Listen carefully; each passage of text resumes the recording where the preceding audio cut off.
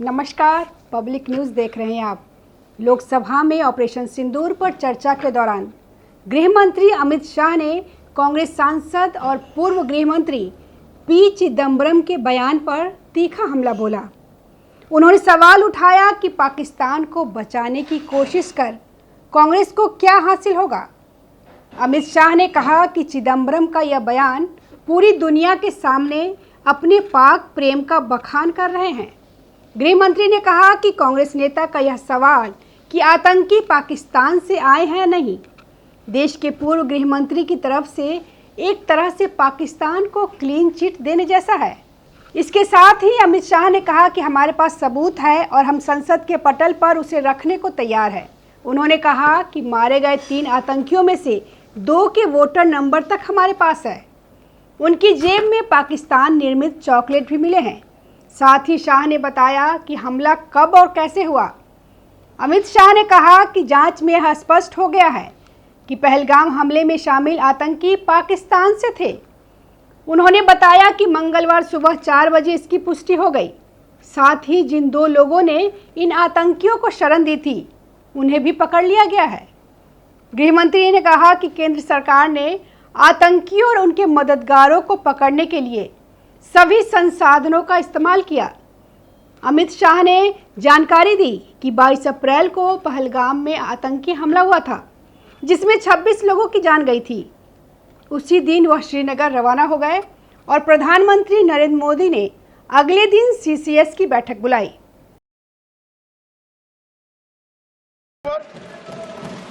तीनों के नाम मैंने बताए हैं, सुलेमान उर्फे फैजल जट, अफगान और जिब्रान।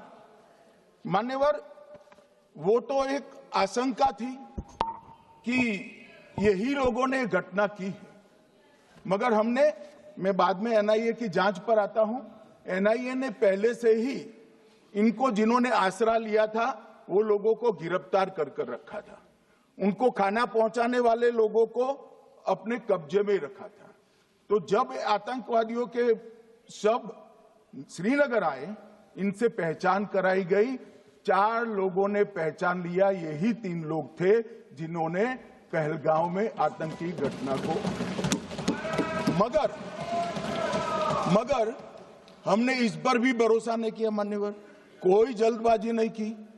हमने जो आतंकी घटना स्थान से कारतूस मिले थे, वो कारतूस का एफएसएल रिपोर्ट पहले से करा कर रखा था और चंडीगढ़ सेंट्रल एफएसएल के अंदर बैलिस्टिक रिपोर्ट के आधार पर उनका रिपोर्ट तैयार था।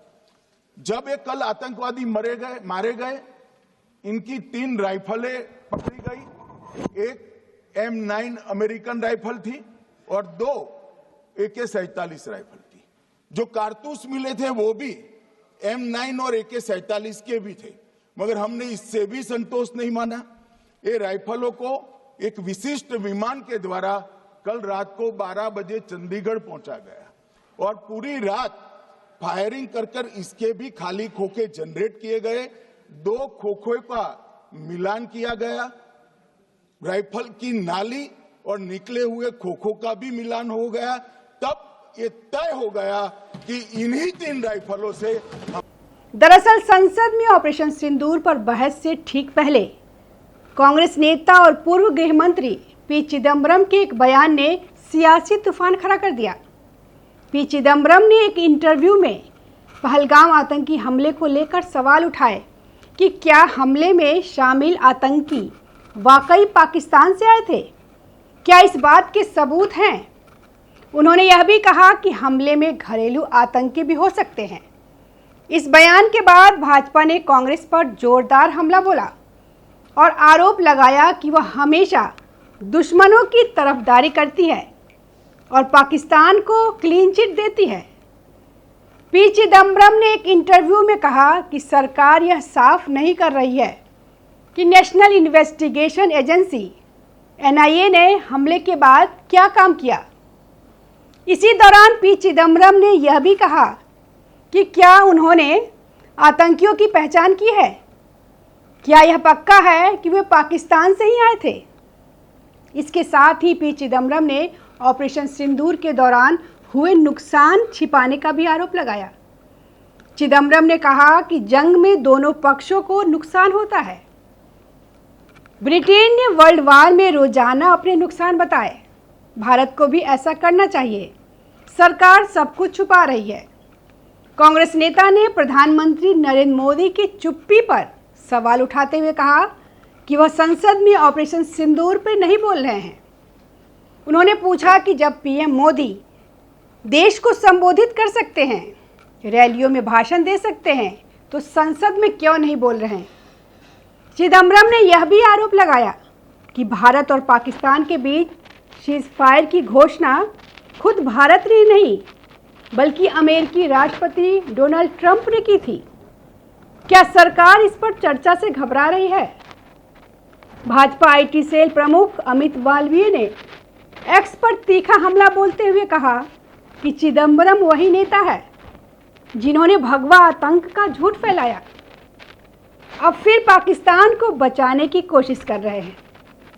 उन्होंने आरोप लगाया कि कांग्रेस हर बार पाकिस्तान समर्थित आतंक पर सवाल उठाने की जगह उसे बचाने में जुट जाती है।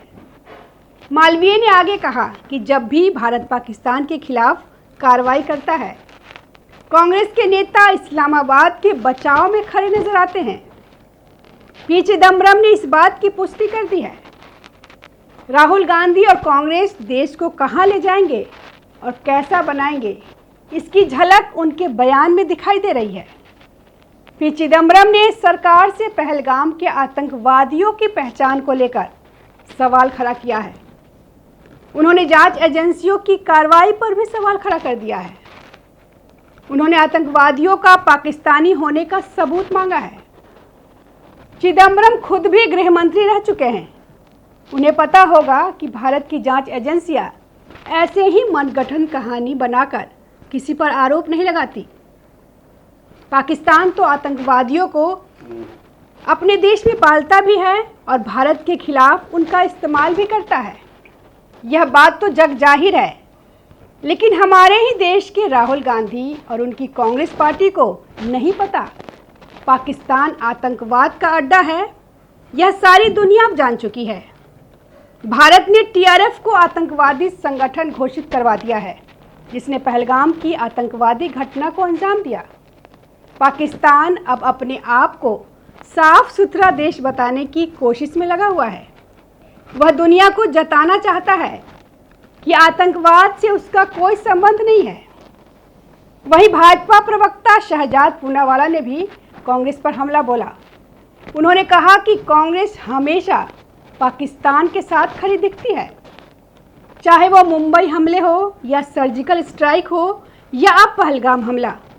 पहलगाम आतंकी हमले को लेकर पी चिदम्बरम द्वारा पाकिस्तान का जिक्र न करने पर बीजेपी सांसद निशिकांत दुबे ने तीखा हमला बोला है। दुबे ने कहा कि कांग्रेस अब गद्दार संगठन बन चुकी है। उन्होंने आरोप लगाया कि राहुल गांधी चीन की कम्युनिस्ट पार्टी से एमओयू साइन करते हैं और कांग्रेस पर देश को बेचने की मंशा रही है। उन्होंने कहा कि मोदी जी आ गए हैं, इसलिए उनकी योजना फेल हो गई है। कांग्रेस सांसद इमरान मसूद ने चिदम्बरम के बयान का समर्थन करते हुए कहा कि असली गलती तो भाजपा की है, जिसने पाकिस्तान के साथ युद्ध विराम कर दिया। उन्होंने कहा कि भारत और पाकिस्तान को एक ही स्तर पर खड़ा कर दिया गया है। उसकी इस कोशिश में चीन के साथ अब राहुल गांधी भी साथ दे रहे हैं। एक तरफ तो वे पूरे तरीके से एसआईआर का विरोध कर रहे हैं और दूसरी तरफ मोदी जी और सरकार से आतंकवादियों की पहचान पर सवाल उठा रहे हैं। यह एक बहुत ही गंभीर मामला है, जिस पर सरकार ही नहीं पूरे देश को सोचना चाहिए। कांग्रेस खुद अपने समय में आतंकवाद से परेशान रह चुकी है।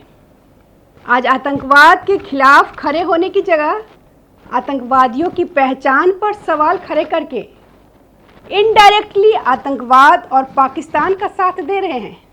धन्यवाद। ताज़ा खबरों से जुड़े रहने के लिए हमारे चैनल को सब्सक्राइब करें और बेल आइकन को दबाना ना भूलें, ताकि हर खबर की नोटिफिकेशन आपको मिलती रहे।